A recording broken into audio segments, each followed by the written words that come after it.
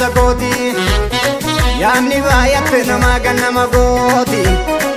eega waliin jiruu si jibbisiise eega jaalala jibbarra sitti addeesse ani sirraa hafe garaa kiyya jabeesse yaadaf kakoo gaagudha lamaa gaabbiin keesse buloo manuma jaalala keenya summii addaa waatti goote waan barbaadu bagasii guute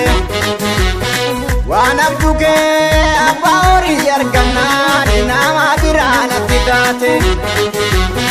sunsuma geeddaruun ittoo mi'eessu yoo si galee sitti bakkeessa siin taphata aanoo bittaaree carraa kiyyaase na baaru rabbi kannaa biree anam laata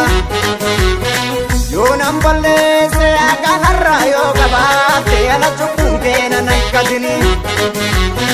dhiifis rabbiin akka hojii keetti laale waan garaa keessa hin dhoowwatini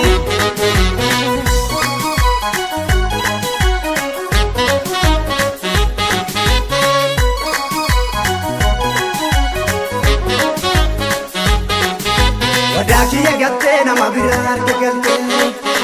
an harkaa dhabnaa wayya qabeessa tirkattee namuma fayyaa kana dawweedha rukuttee wadaa kiyya gattee nama biraa harka galtee an harkaa dhabnaa wayya qabeessa tirkattee namuma fayyaa kana dawweedha rukuttee ishuruu baay'atee ishuruu baay'atee ishuruu sitti baay'atee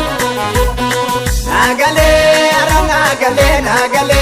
ara nagale, dura ijoollee ta'ee tani malee. Ishuruu baay'atee, ishuruu sitti baay'atee.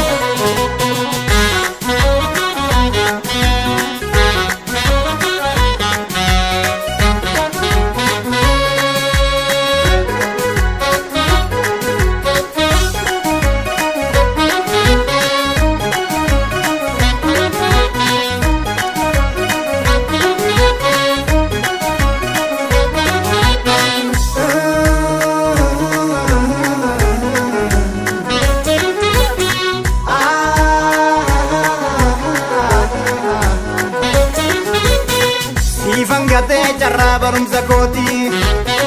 yaanni baay'atte namaa kan nama gooti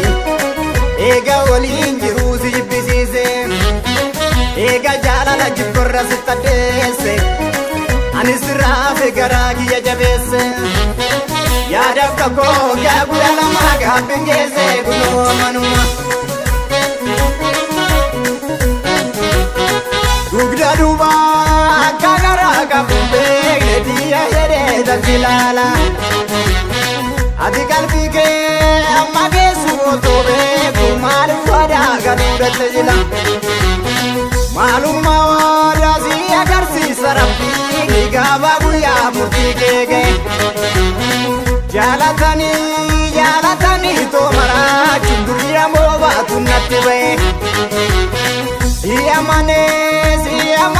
chalidaan yaaka gowaati nalaante Wada kiti gowumanga umijoluma nagalaafate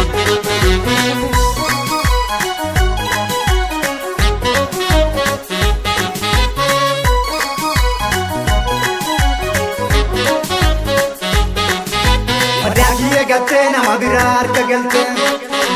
an harkaa dhabnaa wayya qabeessa tirkattee